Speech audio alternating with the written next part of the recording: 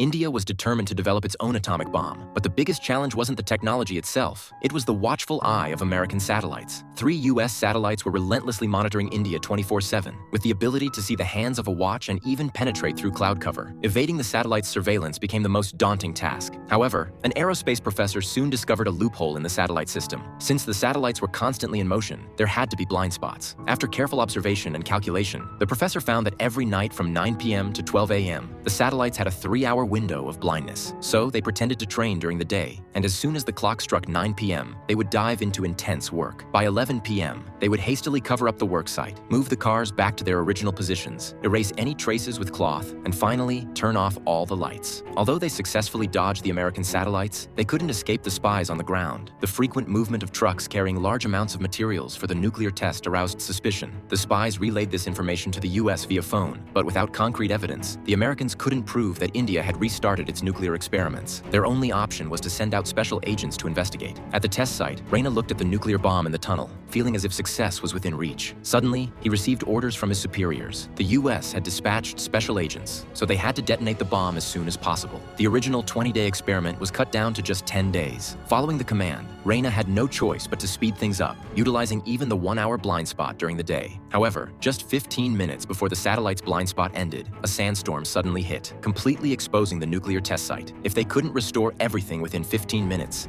the U.S. military satellite would discover them. The soldiers rushed into action, covering up the site, erasing traces, and planting wild grass to perfectly restore everything. Still, a special agent noticed something odd. Comparing the photos taken earlier, he found that a car was parked in the opposite direction without any tire tracks. But this still wasn't enough to prove that India was conducting nuclear experiments. After the special agent reported to the U.S. intelligence agency, the Americans deployed an additional satellite, reducing the blind spot time from 4 hours to just 1 hour.